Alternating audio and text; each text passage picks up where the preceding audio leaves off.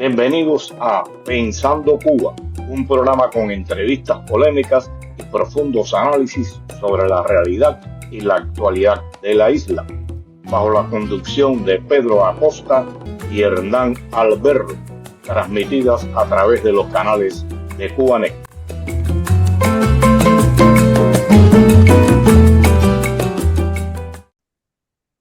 Muy buenos días tengan todos y bienvenidos a esta nueva emisión de Pensando Cuba. Me acompaña como siempre desde Madrid mi amigo y colega Hernán Alberro y acá desde Miami les habla Pedro Acosta. ¿Cómo estás, Hernán? Muy bien, Pedro, ¿cómo estás tú? Bien, bien, bien. Hernán, hoy vamos a hablar de un documental que se estrenó en el Festival de Cine de Miami, celebrado a finales de febrero y marzo de este año, y se llama La Noche Eterna de Cuba, de Jordan Alop, un norteamericano que ya tiene experiencia en este tipo de trabajo. Y él mismo está centrado en los sucesos del 11 de julio y el- la- los avatares o el avatar que han pasado diferentes personas de las que participan en este video. El régimen arremete cada día más contra el pueblo. Empieza la tensión. El pueblo no puede más y se tira para las calles y a un automático voy para la calle. Imagínate, pueblo entero caminando para allá. Por casi una hora sentimos desde las calles que son de los cubanos. Entonces, el presidente Díaz Canel había dicho que la orden a los comunistas de ir a las calles se iba a atacarnos a nosotros. Estaremos en las calles combatiendo. Tienen que pasar por encima de nuestros cadáveres. Todavía se están desarrollando juicios, condenas ejemplarizantes de hasta 20, 30 años de privación de libertad. Mis tres hijos, la Brigada Especial Fuerza, le tiraron arriba y se lo llevaron a todos. Después que empezó la ola de migración, se quedan muy pocos buenos amigos aquí. El pronóstico de los próximos meses es que, de ser posible, no va a quedar nadie. Esta generación que ha emigrado no va a regresar. La familia se ha separado para siempre. En apenas un año, unos 300.000 cubanos han salido de Cuba. Ese día fue el día más negro de mi vida. El temor de dejar a tus hijas huérfanos, ¿no? Prefiero matarme antes que me vire para Cuba, sinceramente. Yo prefiero matarme. Hay un temor generalizado en la población. Llega un punto en que ni el miedo logra frenar. En un ambiente donde todo el mundo se va, los que hemos decidido quedarnos aquí, Pensé que muchas veces rendirme y mi hija me decía, ¿cómo tú no vas a poder si tú has podido todos estos años contra una dictadura? parece imposible, levantaremos una y otra vez. Aquí a veces veo la vigilancia también. Aquí me preparé para la guerra. Y nos manifestaremos una y otra vez. Cuba como pueblo no deja de soñar con el amanecer.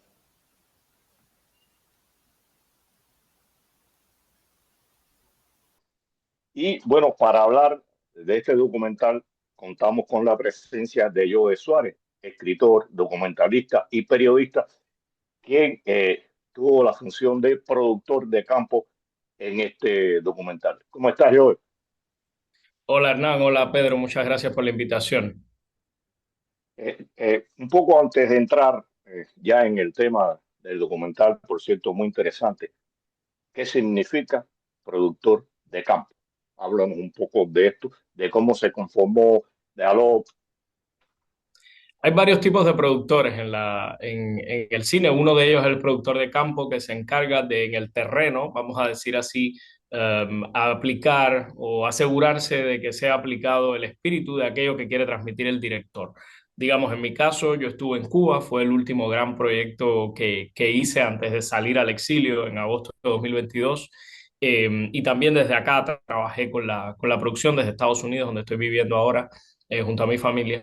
Y básicamente lo que hacíamos era encontrar a los entrevistados, aplicar las encuestas a partir de lo que los cuestionarios, a partir de lo que el director imaginaba que debía ser la entrevista o la información que debíamos tener del lado de acá, asegurarnos de que el B-roll, o sea, todo el material para filmar vamos a decir, apoyar la visualización de los contenidos, estuviera allí. En mi caso también, bueno, pude sugerir alguno de los personajes, alguna de las personajes que vamos a ver en el documental y que seguro vamos a estar hablando de ellos, eh, porque son 5 historias, como sabes, que contamos muy bien, como tú dices, a partir después del 11J que ocurrió con estas 5 personas que estuvieron involucradas de alguna manera u otra con el 11J. Y bueno, es un poco eso, poner en la práctica, llevar a la práctica, llevar a la pantalla el espíritu de lo que quiere el director. ¿Y por qué Jordan no podía estar en Cuba? Bueno, justamente porque Jordan, como tú dices, tiene gran experiencia en el mundo del audiovisual. Y su primer documental, de hecho, fue un documental sobre Cuba, fue un documental sobre Oscar Elías Bisset, esa figura tan importante de la disidencia cubana, a inicios de los 2000 cuando Oscar estaba preso. Se llama Cuba's Oscar, la Cuba de Oscar. Y fue un documental de mucho impacto en la campaña por su liberación. Y por supuesto, Jordan no puede entrar al país. Entonces, bueno, yo estuve, digamos, conduciendo el documental, vamos a decir, desde dentro del país. Bueno, tú también tienes experiencia como documentalista, tienes que conozcas un documental Cuba Crucis, o sea que esta no es tu primera experiencia dentro del documentalismo. Sí, Cuba Crucis es un documental del año 2022 que lo filmamos clandestinamente un grupo de amigos y yo a lo largo de un periodo de tiempo en Cuba por cuestiones de seguridad. No fue, ¿sabes? Los llamados no fueron como, bueno, en 3 meses lo hacemos, sino que se extendió un poco más en el tiempo, como un año, por cuestiones de seguridad y de recursos. Y es un documental de largometraje como este, también que Jordan ha dirigido, La Noche Eterna de Cuba. Y tienen que ver, bueno, ambos con Cuba, pero en el caso de Cuba Crucis específicamente sobre cómo la falta de libertades, en sentido general, la libertad de asociación, vamos por la libertad de expresión, etcétera, afectan el vivir a plenitud la fe dentro de Cuba. Es un documental que no tiene la libertad religiosa al centro, pero que la libertad religiosa, digamos, es un satélite en todos los temas, en todos los fragmentos del documental que vamos tratando sobre la ausencia de libertades en la isla. Hablaste de tiempo. ¿Qué tiempo? El documental está muy interesante, ya hablaremos de algunos de sus aspectos. ¿Qué tiempo estuvieron grabándolo? Pienso que fue largo en el tiempo. Sí, la idea de Jordan era tratar de entender qué había pasado después del 11J con 5 personas que tienen historias asociadas a la fecha. Uno de ellos es Emilio Román, padre de 3 jóvenes que estuvieron presos, ahora están en licencia extrapenal en la casa. Y también está Camila Costa, que es la muy conocida periodista cubana, muy valiente periodista cubana, que en el momento en que filmábamos ella estaba con 10 meses de reclusión domiciliar, cumpliendo una condena de 10 meses de reclusión domiciliar. Luego también está Carlos Raúl Macías en Matanzas, que tú conociste a su papá, un valiente pastor metodista, y José Raúl, un joven líder metodista en Matanzas que participó del 11J. Está también Ariadna Mesa Rubio, que es una activista pro derechos humanos que salió de la isla, hizo esta peligrosa travesía desde Sudamérica, por toda Centroamérica, hasta la frontera sur de los Estados Unidos, junto con su esposo para solicitar eh, asilo político en los Estados Unidos. Y luego el padre Alberto Reyes, que es una figura muy conocida del clero cubano, pero también en sentido general de la sociedad civil, alguien que se pronuncia con esta columna semanal que tiene, que se llama Estado Pensando, sobre la realidad del país. Con estas 5 personas estuvimos trabajando un periodo de entre 2 y 3 años. Aproximadamente, en el caso de Ariadna, por ejemplo, seguimos su travesía por Centroamérica gracias a, bueno, videos que ella nos enviaba, un equipo en Costa Rica a mitad de camino que la filmó directamente a ella, a su esposo, les entrevistó. Y luego acá en los Estados Unidos también otro equipo los de filmación les recibió, ¿no? Y conversaron con ellos. Y estuvimos trabajando con ellos entre 2 y 3 años. También hubo después un periodo, por supuesto, de edición, de postproducción, que tomó unos meses y que Jordan lideró con mucho arte. Mira, hay algo que me emocionó mucho del documental y fue Jovellanos. Yo me crié ahí, viví hasta los 21 años y el pueblo está destruido, está destrozado. Y también me emocionó ver al hijo de Carlos Raúl, un joven que no conozco personalmente, pero que desde que tenía 15, 16 años tuve contacto con él a través de su padre y fue muy gratificante ver cómo ha evolucionado este muchacho y cómo narra los hechos que allí sucedieron en relación al 11 de julio. Hernán, Quería preguntarle a Joe, bueno, yo no tuve el gusto de ver el documental aún, y quería que, que nos cuentes un poco precisamente qué es lo que cuenta el documental, ¿no? O sea, entiendo que tiene que ver con el post 11J y qué pasó con con estos 5 casos. Mi pregunta entonces sería, ¿qué pasó? ¿Me escuchas, Joe? Bueno, me gustaría, sí, te escucho perfectamente. No me gustaría hacer lo que le llaman spoiler al documental, No lo hagas. porque cada historia, por supuesto, tiene estas 5 historias, cada una tiene un derrotero distinto, ¿verdad? Algunos, el camino fue el exilio, como decía en el caso de Ariadna. Otros están dentro de Cuba todavía. Pero como bien explicas, lo que hacemos es tomar como pretexto estas 5 historias para contar una Cuba que está destrozada. Bueno, hay una crisis de gobernabilidad también, si se quiere. Las protestas cada día están más en las noticias eh, por distintos motivos, pero también vemos una Cuba donde la injusticia reina, donde el sistema de justicia está completamente alineado a los fines socialistas de la tiranía socialista que rige el país desde hace 60 años. O sea, la idea es presentar a través de estas 5 historias, porque es más relatable, dirían los norteamericanos, es un poco más, llega más a la persona a través de historias, el estado del país. Y hay un sexto personaje, yo les hablé de 5 personajes, pero hay un sexto personaje, si se quiere, que está rondando, está atravesando estas historias, que es la esperanza y la fe. O sea, la esperanza es difícil encontrarla. Yo hablaba con Jordan y creo que Jordan lo dijo en la presentación en la que Pedro, a la que Pedro asistió en FIU hace unas semanas. La esperanza era difícil encontrarla. Se ve más al final del documental, pero la fe atraviesa todo el documental. En el caso de Ariadna, por ejemplo, ella cuando llega a los Estados Unidos dice, yo me aferré a Dios, o sea, me necesitaba llegar, sentía que no podía, es una travesía difícil donde hay retenes policiales, hay una corrupción brutal por el camino que ella va encontrando, hay peligros, por supuesto, de bandas criminales.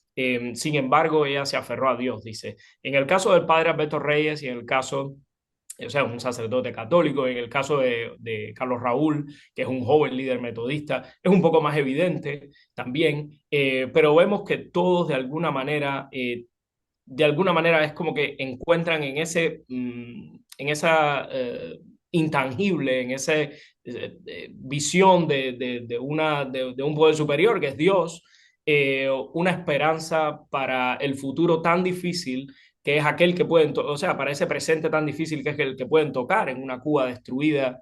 Las imágenes, la fotografía es muy explícita, como bien dice Pedro. En el caso de Jovellano se ve una ciudad destrozada, La Habana también.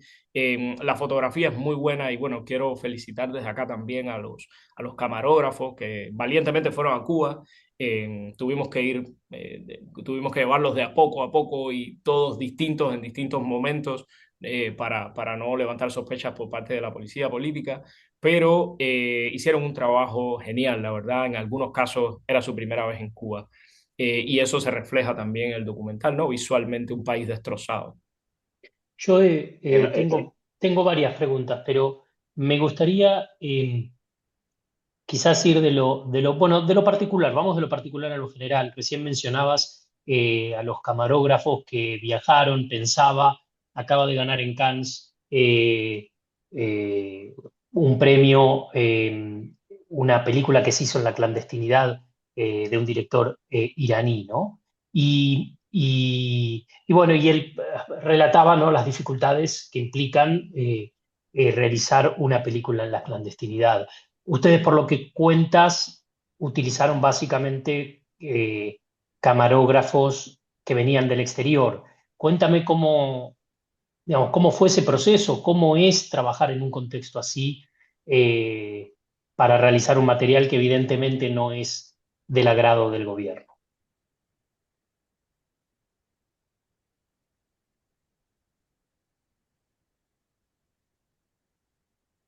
Sí, es una excelente pregunta, porque los retos de filmar en un país con un régimen totalitario como el cubano son mayores que, bueno, quizás en otro lugar donde las democracias son perfectibles, pero tú puedes ir y pedir un permiso y nadie te mete preso o te cuestiona el por qué estás grabando en la calle, ¿no?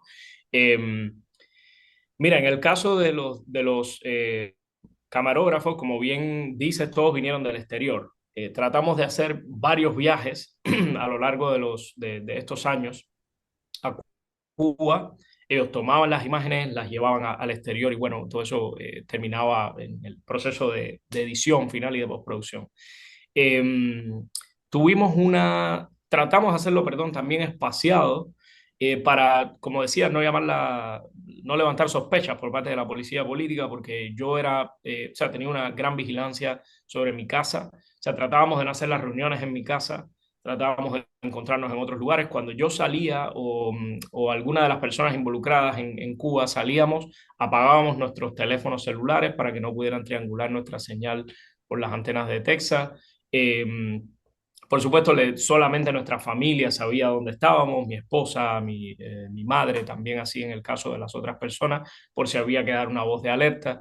Pero yo creo que las medidas de seguridad en ese sentido fueron satisfactorias y vemos el trabajo final se pudo hacer. Pero hubo dos incidentes. Una vez, uno de los camarógrafos, claramente no cubano, era un norteamericano, de un fenotipo diferente, vamos a decirlo así, llegó a mi casa y a mí me citaron como a la semana para preguntarme quién era esa persona, qué estaba haciendo allí. Bueno, yo fui capaz de alguna manera de sortear sin dar información sensible, por supuesto, de qué era la filmación, aquel interrogatorio. Y en otro caso estuvimos filmando, este caso no fue conmigo, ya había salido, pero bueno, estaba coordinando desde afuera también un poco el proceso de producción dentro. Estaban filmando en las inmediaciones del aeropuerto José Martí, en una patrulla policial, cuestionó al muchacho con el fixer que teníamos en ese momento allá. Este tipo de cuestiones se unen también al miedo que tiene la misma población a veces por la autocensura inducida de verte con una cámara, de ver a alguien entrevistando a otra persona. Recuerdo un taxista en La Guinera que fuimos a filmar, que fue, como recordarán, el lugar donde hubo la única muerte oficialmente declarada por el régimen de un joven que fue baleado por la policía.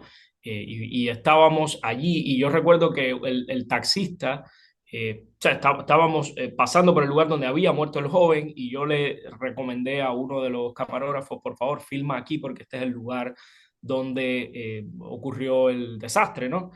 Y el taxista me dijo, no, no, pero sí, pero ¿qué están haciendo ustedes? Si van a filmar cosas del 11J, yo no quiero meterme en problemas. Bájense del carro, bájense del carro. Logramos calmar al hombre y llegar al lugar que nos llevara de punto A a punto B, pero realmente tú te das cuenta de que estás filmando en un terreno, en un país donde no hay libertades, donde las libertades están completamente restringidas, no solo porque lo ves en las cosas que estás contando, en las historias de las personas, sino también la autocensura que hay en parte de la población, ¿no? Mira, hay un aspecto del documental que también impacta y debió requerir una extrema coordinación por parte de ustedes, y es el caso de Ariadna, que bueno, es un tramo largo que hace un año estuvo en cómo pudieron lograr esto con Ariadna. Bueno, te comentaba, Pedro, que la historia de Ariana es una de las más impactantes. Todas las historias son impactantes, por supuesto, pero la historia de Ariana fue impactante en el sentido de que estábamos grabando y la habíamos grabado a ella en La Habana en un momento. Yo fui al barrio de ella y la grabamos allí y después como a los meses le dijimos, Ariana, vamos a tener otra sesión de grabación y nos dijo, lo siento, pero yo estoy saliendo, ¿no? de Cuba. Entonces Jordan lo comentaba en la presentación, dijimos, bueno, pues de eso se trata un documental, ¿no? De documentar lo que está pasando, vamos a seguirla de alguna manera por este viaje que tanta gente era representativo de cientos de miles de cubanos, es decir, no era una cosa particular de ella. Recordemos que en un año, en ese primer año del éxodo después del COVID, unos 300.000 cubanos salieron de Cuba. Esto son cifras muy conservadoras, probablemente muchos más, solamente a la frontera sur de Estados Unidos. Y Ariadna empezó a hacer este viaje por Sudamérica y logramos, o sea, le pedimos, por favor, envíanos imágenes con tu teléfono también. Nos ayuda mucho hoy como documentalistas las nuevas tecnologías, ¿no? Uno tiene una cámara en su bolsillo, muchas veces una cámara de muy buena calidad. En el caso, y en ese sentido, bueno, Ariadna fue capaz de enviarnos por algunos de los lugares que iba llegando, pues imágenes del trayecto. Y veíamos allí personas que estaban buscando libertad, sobre todo. Está el caso de Yuri, es una compañera de viaje de Ariadna, vamos a decir así, y ella, yo recuerdo, había una frase muy impactante que le impactó mucho a Jordan y a todos el equipo, que era básicamente, yo si tengo que virar para Cuba, me mato, porque ya no tengo libertad, yo me mato. Entonces, ese tipo de historias también las pudimos captar gracias a que Ariadna y las nuevas tecnologías, hicimos uso de las nuevas tecnologías, que hoy las naturalizamos mucho, pero que realmente ayudan a la filmación de este tipo de escenarios donde no puede haber una cámara profesional o un camarógrafo. Y luego también te comentaba que en Costa Rica hubo un equipo que filmó su paso por allí y luego en Arizona, por donde ella llegó en la frontera sur de los Estados Unidos, que recibió un paro humanitario. Hernán. Una aclaración, entrevistamos a Ariadna, no Pedro, en este programa, y bueno, ella nos contó varias de sus peripecias. De hecho, cabe decir, muchos de los protagonistas que menciona Joe de alguna u otra manera participaron en este programa. Y quería, por último, por mi lado, Joe, preguntarte, a ver, bueno, tú viviste en Cuba hasta hace muy poquito.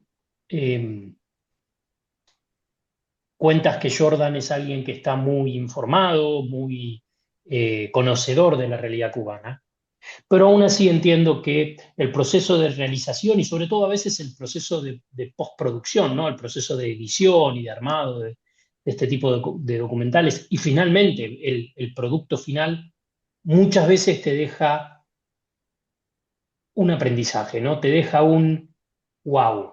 Esto, bueno, lo que tú decías recién, ¿no? Este caso de esta persona, esta mujer que estaba saliendo de Cuba y que decía, yo si tengo que volver, me mato, que seguro representa la sensación de muchos de los que están en esa situación. ¿Qué otro aprendizaje o qué otro mensaje, qué otra sensación te dejó a ti, y si lo sabes también a Jordan, la realización de este documental? Bueno, en el caso de Jordan, que es alguien que ha estado trabajando, ha estado familiarizado con la persecución a disidentes, vamos a decirlo así, en toda su obra fílmica, porque también él ha filmado en Medio Oriente las comunidades cristianas minoritarias que son perseguidas por el islamismo radical. Por ejemplo, en Medio Oriente, ya les decía, o en África, él acaba de regresar de un viaje a Nigeria, donde hay un genocidio de cristianos caminando y que extrañamente los medios no se hacen demasiado eco de ello, pero bueno, él que está familiarizado con estas situaciones límites, yo creo que ver el éxodo, o sea, participar de una historia que es parte de ese éxodo masivo que ha habido, para él fue impactante. Yo creo que eso fue algo de lo que más le impactó a él cuando conversábamos. Las condiciones en las que la gente tiene que salir y el desespero que hay detrás de eso, porque Cuba ni siquiera tiene frontera terrestre, o sea, Cuba es una isla, por su condición de isla también es un poco quemar las naves, tienes que vender tu casa a lo poco que puedas venderlo en el lugar donde vivas en la isla para comprarte un boleto aéreo para salir y aventurarte en el mejor de los escenarios, por ese, a veces algunos han perdido hasta la vida por esa peligrosa travesía. Y en el caso mío, mira, es extraño, la verdad es que o sea, yo creo que como cubanos tenemos tan naturalizado ese ambiente límite, ese ambiente extremo. Eh, yo te voy a decir, más que aprendizaje para mí, a mí me impactó mucho la historia de Emilio Román, el padre que tenía tres hijos, que tiene, bueno, sí, que tenía en ese momento tres hijos en las cárceles, ahora todavía están bajo licencia extrapenal, no están libres, no lo podríamos decir así. Eh, y a mí me impactó mucho porque, bueno, yo soy padre, yo era papá de un bebé en ese momento que estábamos filmando en 2022. Y bueno, lo soy todavía, mi niño acaba de cumplir 7 ayer, y uno se pone en su lugar. Uno dice, caramba, ¿qué uno haría si un hijo de uno lo mete en una celda esta terrible donde sabemos que ocurren torturas, vejámenes constantemente? Y a mí me impactó mucho esa historia especialmente. Y además verla, eh, o sea, la historia de Emilio es tan genuina, ¿no? Todas las historias, pero la de Emilio especialmente me tocó de cerca por esta cuestión de la paternidad. Y tú lo ves que es un hombre fuerte, un hombre de barrio, duro, sin embargo, no puede evitar que le escapen las lágrimas cuando está hablando de sus hijos. O sea, la familia, sin lugar a dudas, es la primera patria. Y cuando alguien la ve amenazada, o sea, ve a su familia amenazada, vamos, que eso te rompe, te quiebra y también te invita a una valentía tremenda. En el caso de Emilio, a esforzarse tremendamente por llenar, qué sé yo, las habas con la comida que tiene que llevarle a sus hijos a la prisión todos los días, en una situación tan difícil de desabastecimiento tan difícil. Realmente son historias muy inspiradoras todas. A mí en particular la de Emilio me tocó muy de cerca. Hernán habló de Ariana. Nosotros acá tuvimos el placer de contar en el programa con la presencia del padre Alberto, de Camila y de Ariana. Y la pregunta va en este sentido. Sabemos la represión que cada día se incrementa en Cuba. ¿Ha- ¿Han tenido alguna noticia de la repercusión que ha tenido sobre estas personas que están en Cuba y participaron en el programa con relación a los órganos de la seguridad del Estado? ¿Algún tipo de visita, algún tipo de señalamiento? ¿Conocen? ¿Ha existido algo de esto? Bueno, en el caso de Camila, recordemos ahora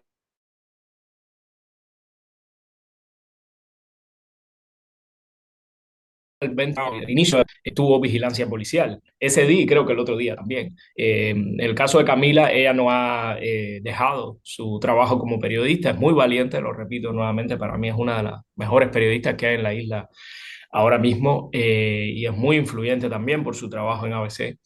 Y sí, ese tipo de repercusiones continúan llegando a a estas familias, a algunos de los personajes. En el caso del padre Alberto, que lo mencionabas, él hace la historia en el documental de cómo él, en protesta por los apagones, tocaba campanadas en su iglesia. Y bueno, hubo una repercusión por esa actitud también cívica, ¿no? Por esa protesta pacífica. Los órganos de la seguridad del Estado fueron contra sus superiores en la jerarquía eclesial y bueno, tuvo que dejar de hacer las campanadas. Pero yo creo que el peor pecado que un cubano bajo un régimen socialista como el castrista puede cometer es la valentía. Y en todas estas historias vemos gente muy valiente, y obviamente pues hay consecuencias para eso bajo el régimen socialista, ¿no? Hernán, ¿te queda algo?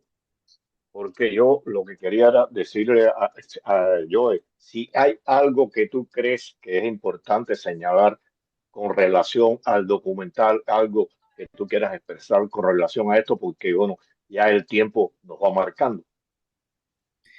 Bueno, solo que por lo que hemos estado hablando, Jordan, otras personas y yo que hemos estado en el documental, creemos que es muy importante que este documental salga de la comunidad cubana. Queríamos presentarlo a la comunidad cubana, por eso creíamos que era una buena un primer paso, estrenarlo en el Miami Film Festival, como tú comentabas, donde hubo muy buena acogida.